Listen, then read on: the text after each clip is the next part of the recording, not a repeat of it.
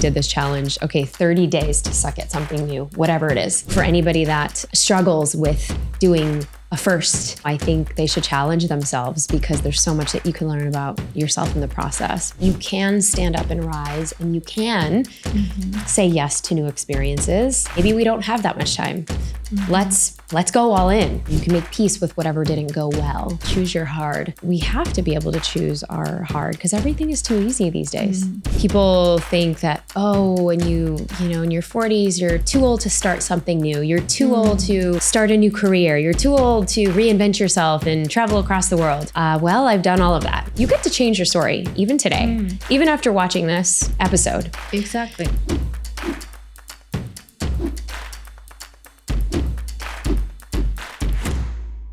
Hello, everyone. Welcome to this episode of Many Firsts, the podcast where we explore the power of first-time experiences and share transformative and inspirational moments in our lives. I'm your host, Regula Fischer, and I'm super excited and grateful to be here today, live in the studio with Neeta Bhushan. Welcome, Neeta. I'm so excited to be here. This is a first. This is a first, yeah, and I can feel this energy. I just felt like Neeta is so ready to be here, and I'm curious to see where we're going with the conversation. Sweet. Let me say a few things about you. You're a best-selling author.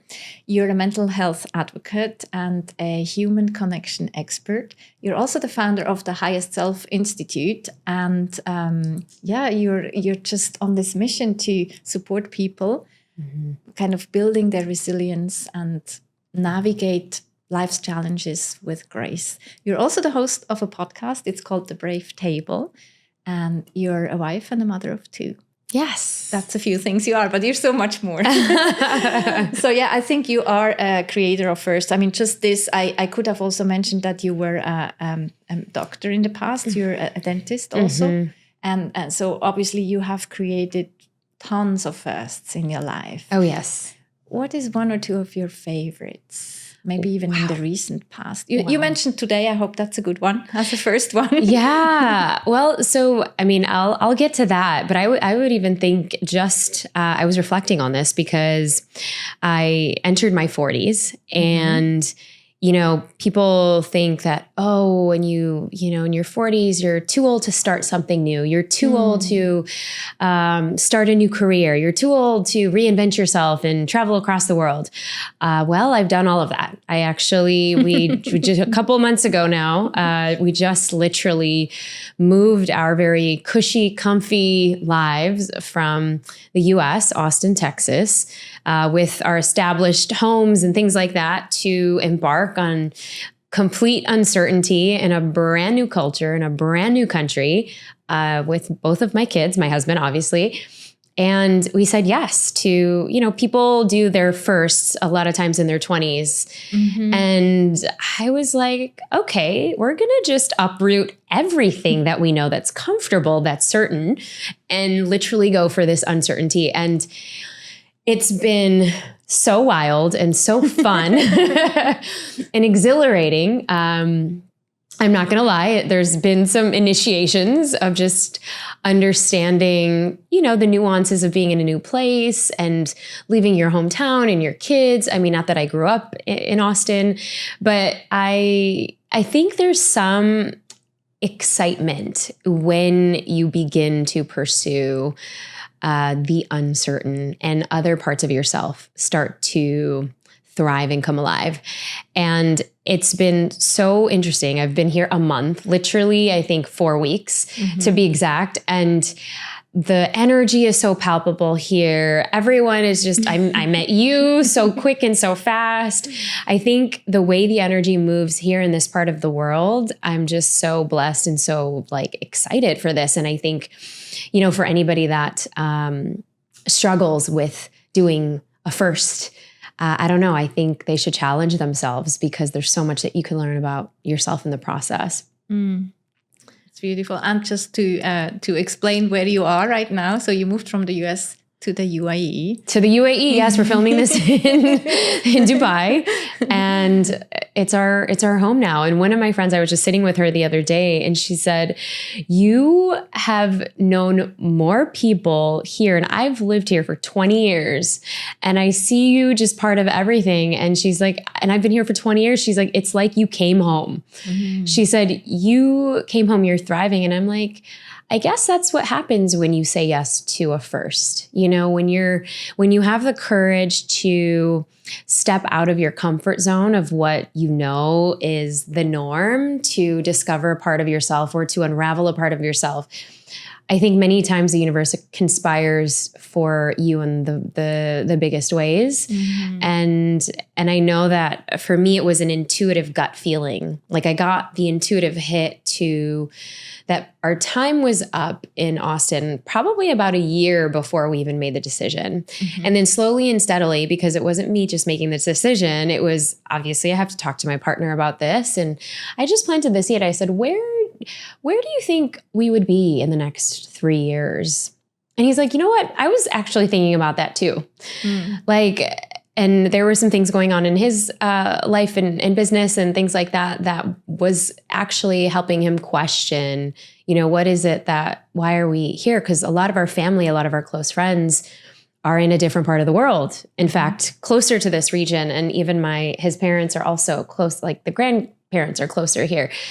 And so that was the impetus of us thinking and planning and scheming until we actually said, okay, I think this is it. And so I'm a big believer, and I talk about this a lot, even on my show, is that, you know, once you plant a seed for something, like even if it's, oh, I've never done scuba diving before, or, you know, anybody in the plant medicine or, you know, spiritual communities, oh, I've always wanted to go to a retreat or a meditation retreat or any kind of retreat, you start to, you know, pay closer attention to those things. It's kind of like we have a special part of our brain called our reticular activating system, or RAS. It's in our brain.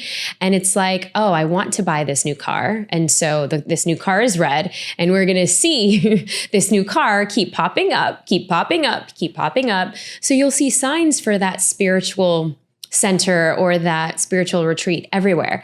Literally, I asked myself in meditation, I said, okay, if Dubai is a place, you know, show me some signs. Oh boy, did I get the signs in all of the ways. You know, it's like, you know, from podcasts that I was going on, people that I had on my show, places that I was going, people would constantly talk about Dubai. And I'm like, wow, this is just so bizarre. Is it me thinking it? Is it my RAS just paying more attention to it?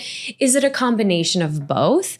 And I have to say, you know, being able to ask for those signs, there's some truth to that, and to be able to trust that gut feeling too and follow it.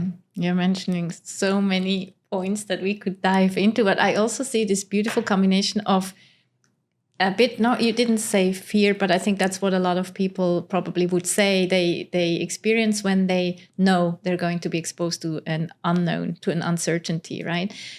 So fear, but then there's excitement. And I think also that biologically is not so different, or biochemically, I should say, that it really also depends on what twist we give it in the brain, right? Because it feels very similar. A certain anxiety feels similar to excitement, but it depends on the outcome that we project, that we would feel the one or the other.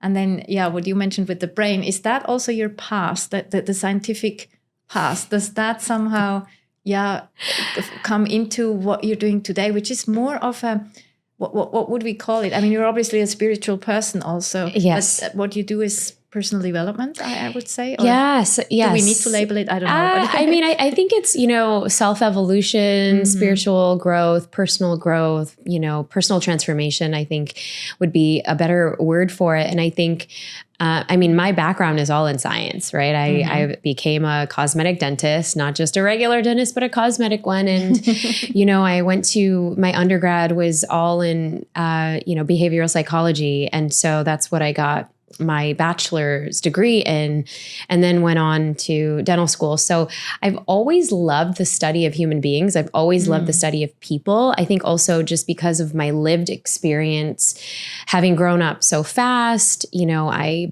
lost my parents and my brother before I was 18 years old, or at 18, I should say. And, just a lot of tragic moments that had me thinking. I had a lot of firsts, just kind of in my life. First time kind of being a caretaker to my youngest brother, losing my parents, and, first time having to make those decisions of being an adult as a child. And I think that's what prepared me of a lot of reinvention, I like to call it. So the many firsts for me is a lot of reinvention.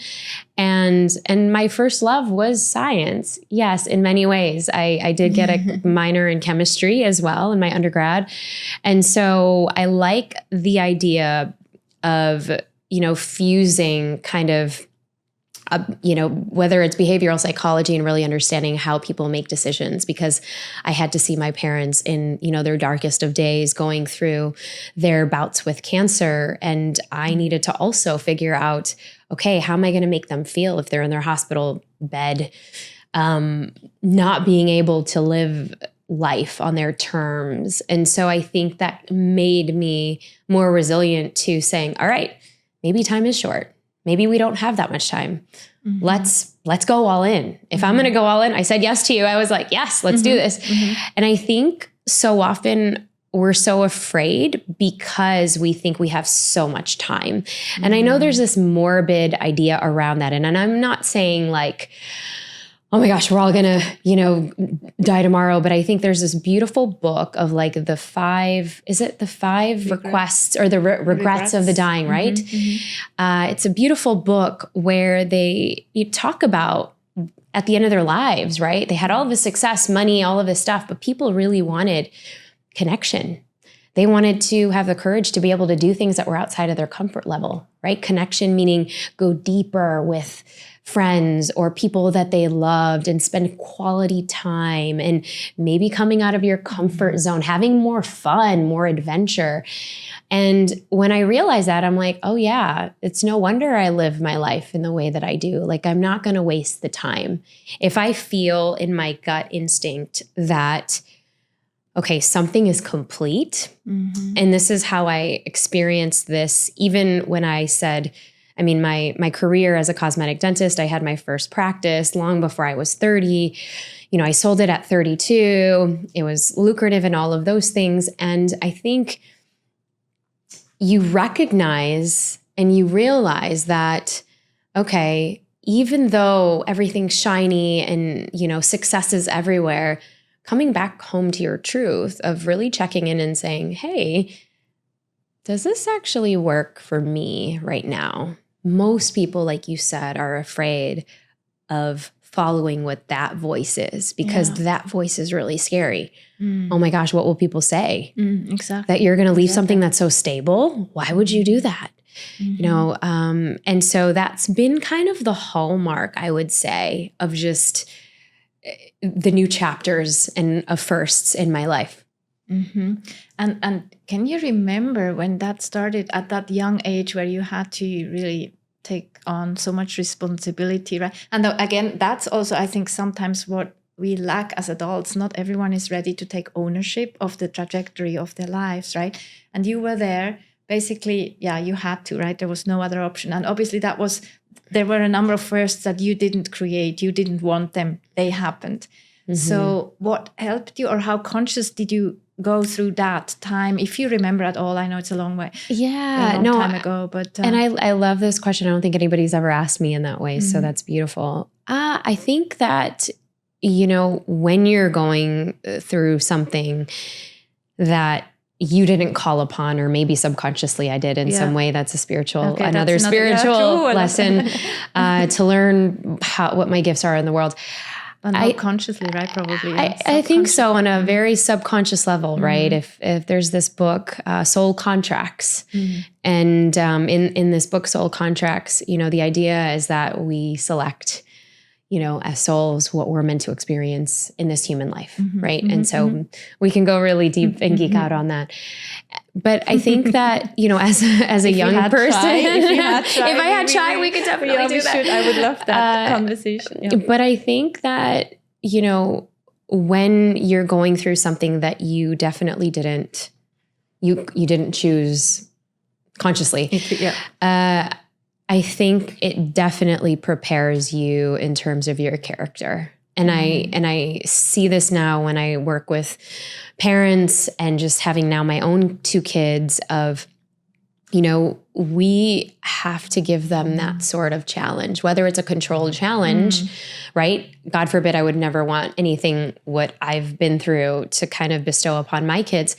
But if there is some sort of controlled challenge, like my son had his first time tying his shoes. Oh, I love that example. And he had his first, and it was very recent. And I said, okay, it was actually this past summer. And I said, okay, we're going to master this life skill. We could buy you shoes that don't have laces, but how are you ever going to learn this? And he was so upset. He was frustrated. He would throw his shoe, against the wall. But think about it. We don't remember all of the firsts that we've had. We had to go through some struggle, right? Yeah. And I think as parents or somebody who, even for myself, I'm like, oh, I can't see him struggle. I don't want him to struggle. I'm going to do this. I'm going to do it for him.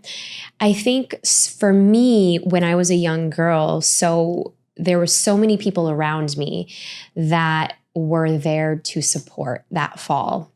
And that fall that I had of, obviously, the heart-wrenching loss that I had to go through, which I think prepared me so much. I had so much love. I had so many aunties, uncles, mom figures, bonus mom figures that really supported. And so when I was able to have the resilience, and there were a lot of things that I, didn't really have support on that I had to figure out, like, how to pay medical bills and getting jobs to support my family. Those were things that were very new. And I think that really built my character. Entering my 20s, I think I was so keen on wanting to go on this very first trip to Europe by myself. And I write this in my book, That Suck Now What? And it was the very first time, because this was a year after my dad had passed away.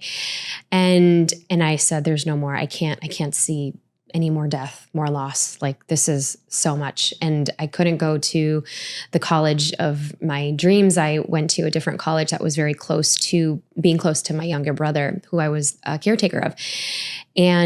But my grandmother and my aunts, they were kind of around me. They were like my matriarchs. And they said, no, you can't go, because they're conservative. My aunt was from India. My grandmother was from the Philippines, and they were kind of, my advisors in many ways. And I said, no, I definitely have to go. And it was just a calling, this feeling, this urge that you're like, I see this poster, in the bathroom of my university. And I'm like, okay, I have to get one of those. At that point in time, they had these like flyers with a piece of paper where you just take a little, okay, you had that too. Great. So we grew up in the same era. It wasn't a QR code back then, guys. And you didn't have a phone to I didn't have a phone to even take it. So I just, took the little piece of paper.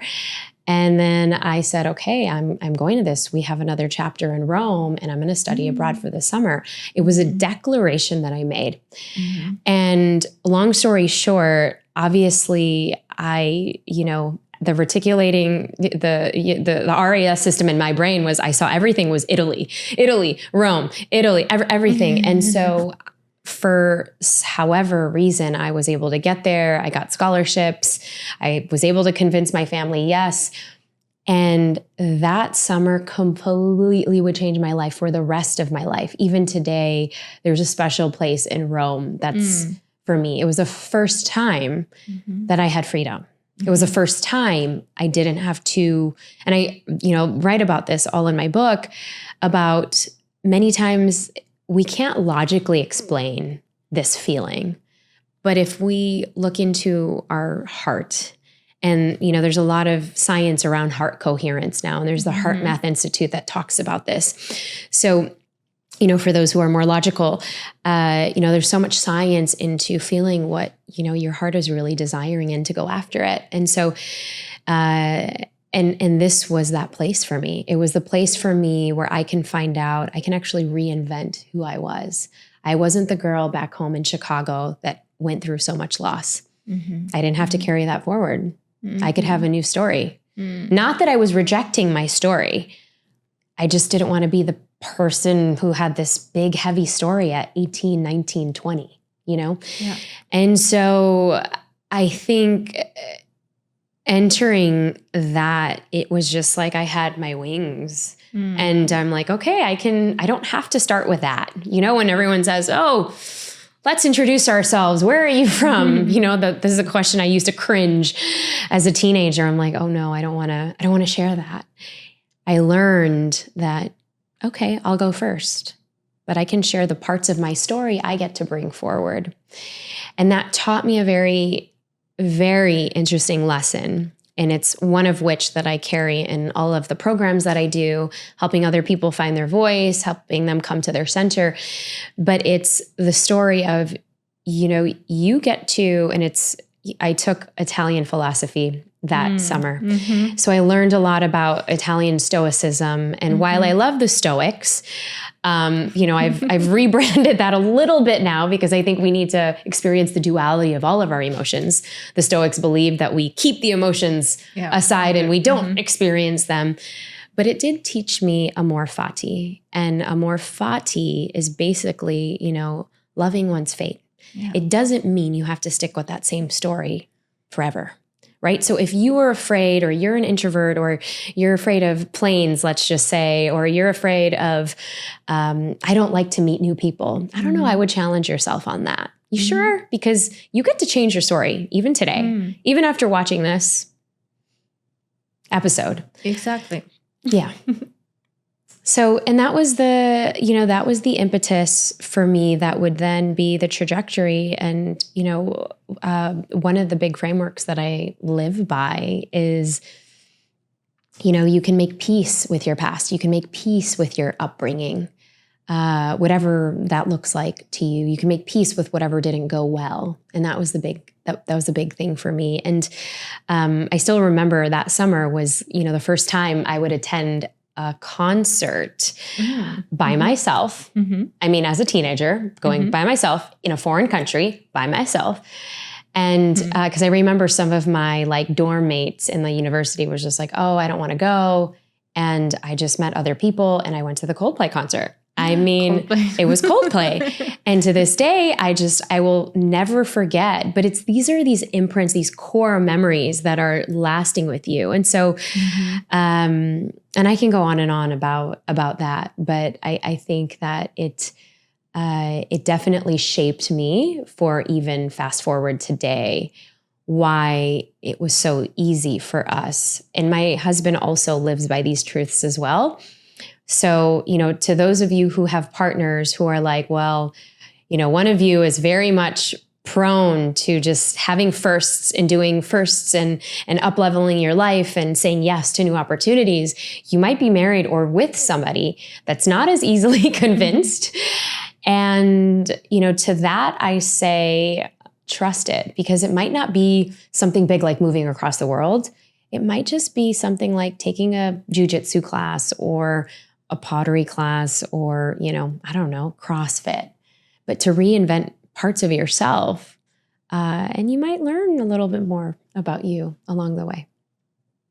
That's so beautiful and so powerful. And you addressed so many topics that I hoped we could touch upon and get your views on, like the power of words, the story, because I was wondering with what all you experienced, right? First of all, I asked myself, is she maybe sometimes a bit tired to tell that story over and over again? And so I don't know, you kind of answered it, right? I think you seem to be okay to tell it, but is there anything you would like to add to that thought, or is it? Yeah, I think, it's, again, I think going back to, what I shared about what I learned on my summer abroad in Italy was, I think the Stoics had it right? Marcus Aurelius, he had something going on for him. It's the love of one's fate, Amor, fati. It doesn't mean that, we reject it completely, because I think understanding our past, and I think that making peace, like I said, making peace with our past gives us more perspective on and more depth and more personal awareness to how we are showing up in our lives, whether it's, we're so afraid to take a risk, or whether it's, I'm afraid to have this confrontation with somebody that I deeply love, trust, and admire. Yeah. Or it's, having a tough conversation, laying the boundaries down with your child. So it all comes from a learned perspective of the stuff that we sometimes don't want to go back to, but it is part of our story. And so I think for me, it's an alchemy. And what I mean by an alchemy is that I've been able to alchemize some of the hardest points of my story to then share it within a book or books. I've written 4 books now, and 2 of them I talk in depth with, the challenges that I went through growing up at 10 years old, with my mom first getting diagnosed with breast cancer. And then a few years later, actually a year after she passes away, when I was 16, so from 10 to 16, going through such a dark time and, in her remission, and then the cancer came back. And then a year after my mom passes away, my brother suddenly dies of an asthma attack. And so, you're already grieving heavily. I'm a teenager at this point, and I have to support my Indian father, who has to take care of myself and my younger brother. And he falls into deep depression. And so, again, you asked about character, and I think that it's those moments that really shaped me to then be able to go to the schools and universities and speak to parents about teaching their kids resilience, because they've been spoon-fed their whole life, and now they get rejected from a girl, or they get their first F and they fail a class and they think their life is over, or they start to harm themselves and have these suicidal ideations. So again, it's like being able to alchemize that story of then, yes, after my brother died, I had another tragedy. My father went through another bout. He had his cancer journey, and he was told he only had 9 months to live. And the doctors were correct, because he died just short of my 19th birthday.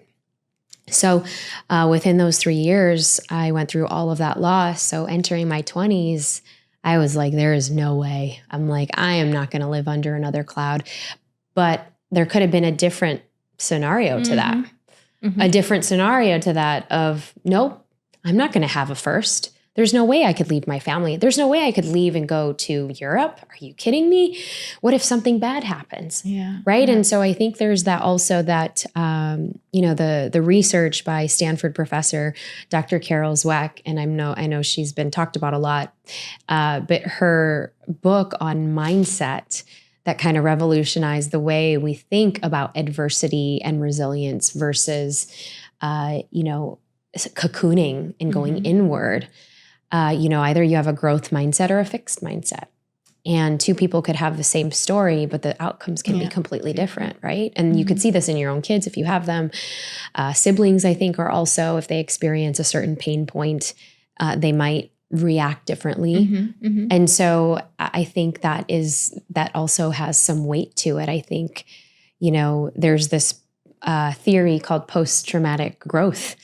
And I think definitely for me, it was, all right, we're going to come out of this funk even better and more able than before. And, now even in my book, part 3 of my book, I talk about flying forward. And there's a methodology to that. Anytime you've hit a rock bottom, anytime you've had a challenge, whether it's in business, relationship, personal life, your inner critic, you've had a failed circumstance or a situation or something, or you're stuck in a rut, how can you fly forward so that you can come out of that? You can stand up and rise, and you can say yes to new experiences. I say, and in your many firsts, I akin and I relate it to being able to suck at something new. Yeah, exactly. But that's why many people apologize even for new beginnings, right? Because they believe, or I mean, it's probably true to say we're not so good at it yet if we start something, right? And then we apologize. We say, oh, sorry, I'm new in this.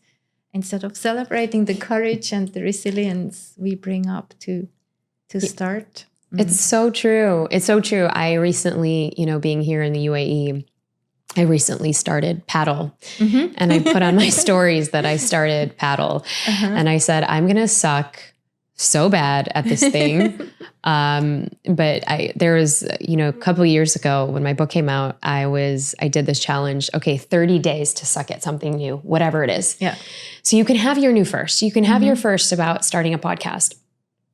Yeah, your first few podcasts are going to suck, right? Your first few attempts at doing, one year I wanted to do stand-up comedy, and I was writing my first few lines and I'm like, oh my goodness, this is so awful.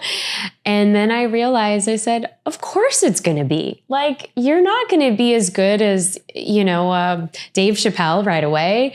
I don't even think you will be a legendary like that because they've been doing it for 20, 30 years. You're just coming into it. And I think that so often we have so much heavy pressure to be this ideal or to be this perfect, and which is why I have a whole humorous way about being able to just have fun with it. And I was telling my coach, I said, oh, so you're supposed to hit the back wall. I didn't know that, because with paddle, they have these glass, walls around it. And I think he was getting frustrated with me because I still didn't understand. But I said, you know what? It's fine. We're just having fun. There's no serious, I'm not going to try to compete. I'm not trying to be like number one. I just want a good workout and to be able to be outside. And that's about it. So, yeah. And I mean, of course, I congratulate you to the first. And I think the fun, that's such an important part. To just be in. I think it's also something that helps us be present, right? Because so often I think it's in today's world, things are performance driven or so-called success driven. There's something, we do it because there's a goal behind it. And to just have fun means it's basically just that precious moment to just be. To just be. Yeah, with no agenda, with just... it's just that. That's what it is. No, and you're so right about that. I think oftentimes, there's I'm training for the half marathon to do the half marathon. I'm training for, you're right. It's the performative act of it. And at the same time, many people feel it's kind of burning us out, right? We feel we're in a race at all times. And lack this kind of lightness that would come in if we were a bit more playful. And that's what I believe many firsts does as well, right? If we start creating first, we can take it from a playful angle. Again, depends on how we look at things. Oh, totally.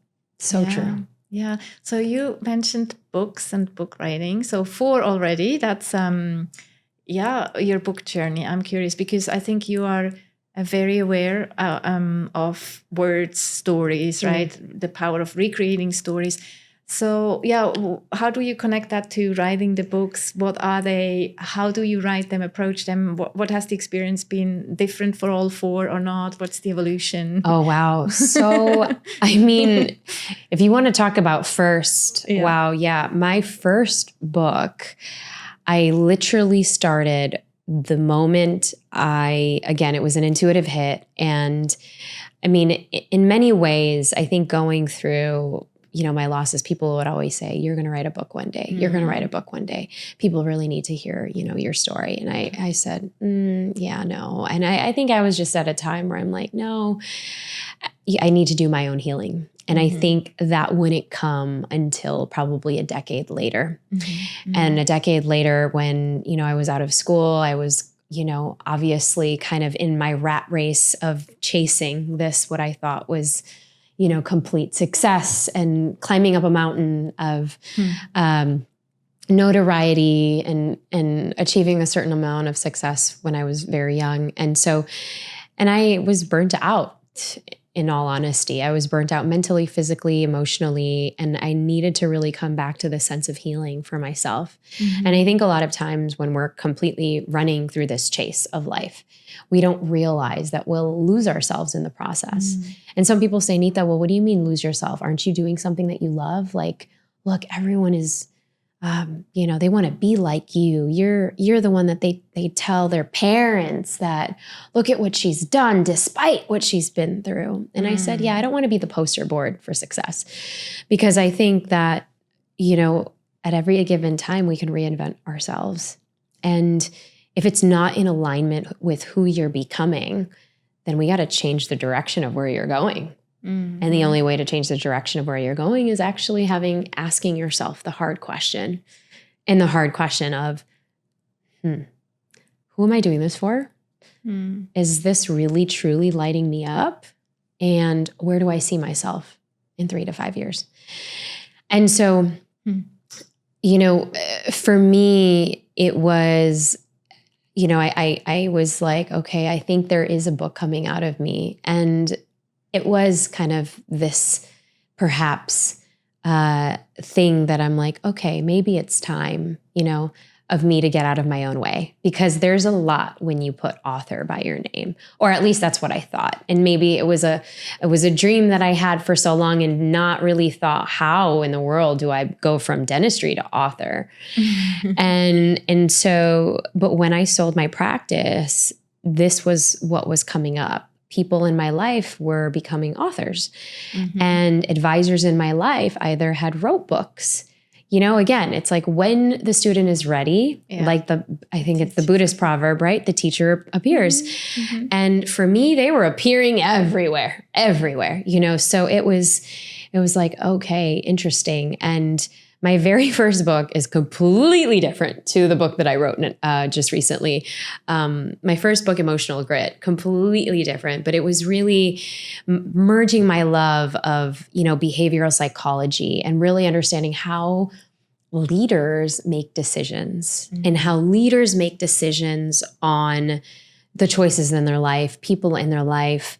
And I think at that time in my life, I had a lot of imposter syndrome because I had built this company, and I was, my dental company, and I was on the verge of selling it. But I needed to have the entire team believe that whoever I was selling it to, that they would stay on and not leave this person.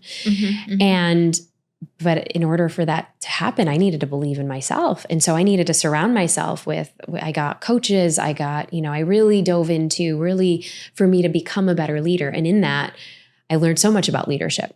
I learned so much about, there is a masculine way of leadership. There's a feminine way of leadership. And I think this fear-based leadership, I don't know if it really works out. So that was really my first book, which there was so much imposter syndrome for that book because I come from the world of research.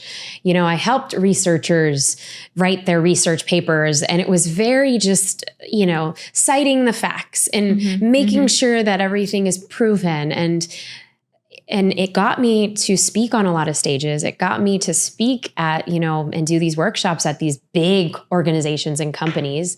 But I think what was missing was the human element of heart. And that was, and so you'll see that book, great. I mean, any corporate executive loves that book even to this day. And a lot of people do love that book. Don't get me wrong. They really do. And it's a great book. It's done well.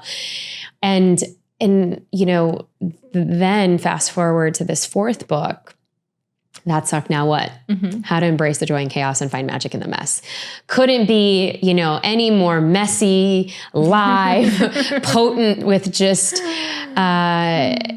it was a lot of stories that I had collected from people that I had worked with, either individually or I met through workshops that I had done or places that I spoke at. And I started collecting these case studies of people who either would DM me or message me or come up afterwards and say, this thing that you said really changed my life, or, the work that we did together, I can't tell you, and so I'm like, oh, there's a pattern here. Okay.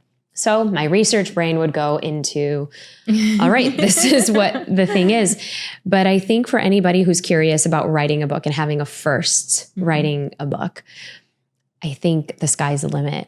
there has never been a time more exciting than now to be an author, because we've democratized the way that it works. I mean, now on Amazon, you can post anything.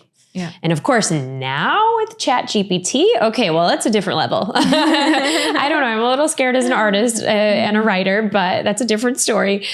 But I think then your magic can get created so much faster, you know, then, you know, and I think that our dreams could be actualized even more so now than ever before, because there's so many tools to make that happen. So if you had a dream as a little girl that you wanted to write, or a little boy, well, now there's no excuse. Now, what is the excuse? Imposter syndrome? Well, we've got tools for that, you know. And so do you use tools then in your process? Oh, absolutely. Process? Oh, absolutely. You know, some of my favorite tools are, well, and it depends what kind of tools, like tactile tools, visioning tools. So that makes it mostly technology based. Yeah. That's what you're, well, I think there's like tactile. Yeah, there's so many different tools. I think for me battling imposter syndrome, if we're talking about that, for anybody who's writing their first, you know, I think that practice is everything.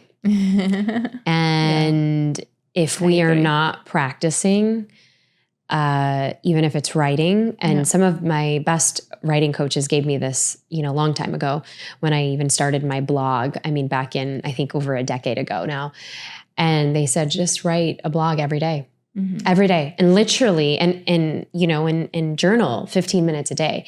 I don't even have time to journal these days. I basically speak into my phone, and that's my journal. That's my journal of thoughts.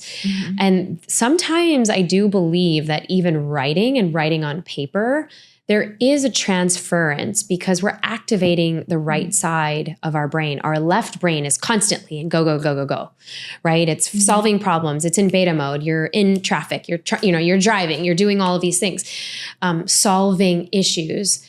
But there's a reason why you get into a flow in a meditative state if you are actually taking, you're doing tactile things and to activate the other brain waves. And I think we take that so for granted, but I think there is some essence to that.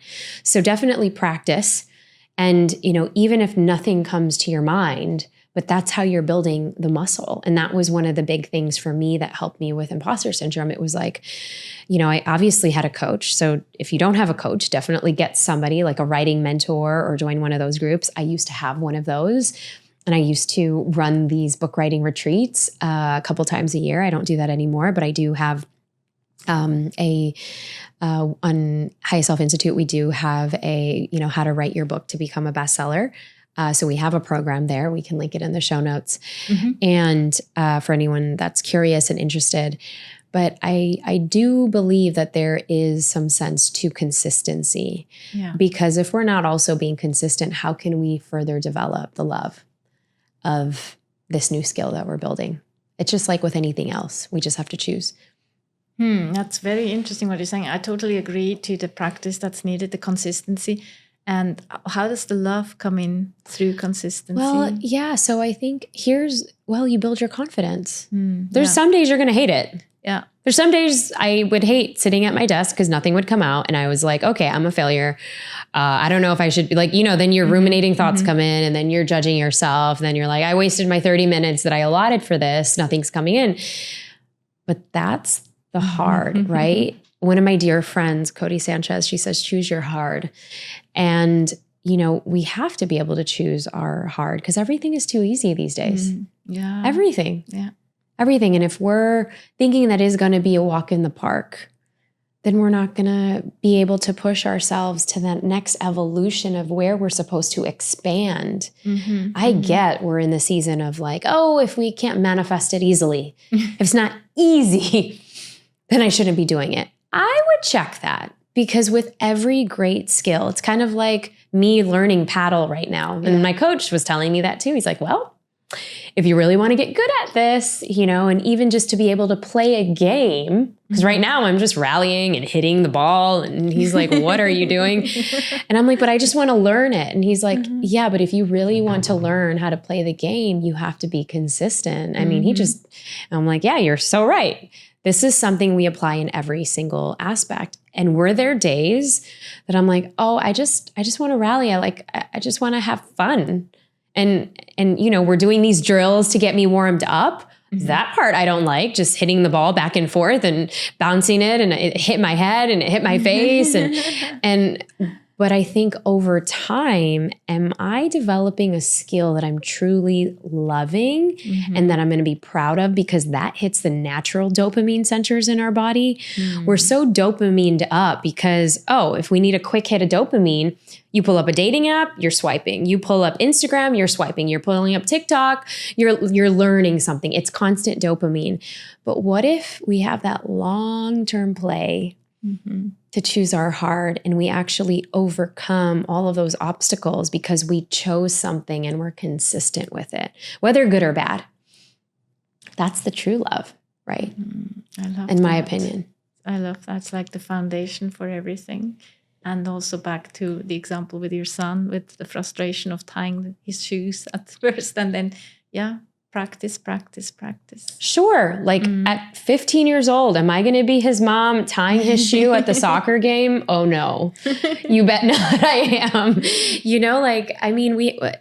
We're training our children to also be, they're like a lineage of us in a way. And obviously they're going to make their own mistakes. Obviously they're going to have their own falls. We're not going to be there for every fall. And that's actually a good thing. Yeah. We want them to be able to tolerate frustration. We want them to be able to tolerate what doesn't go well in their life, because that is a life skill. Yeah. There's this saying, right? Don't prepare the road for them, but prepare them for the road. I think it's it's so beautiful. So beautiful. I think we need to come to a close soon, but not there yet. Is there any first that you would like to create in the near future that you could share or talk about? Well, yes, in fact, I'm so excited. I have a new first. I have been kind of playing around with my love of chai, as some of you know.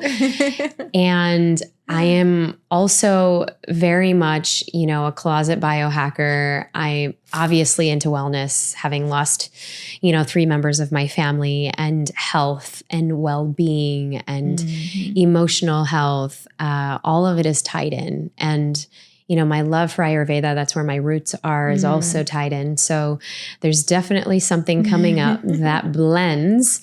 Can't reveal too much of it yet, but there is something cooking where it is going to blend chai and herbs that support, women in the different stages of their life. So I'm very, very excited about that. If you're curious about it, you can definitely follow along at the Brave Table.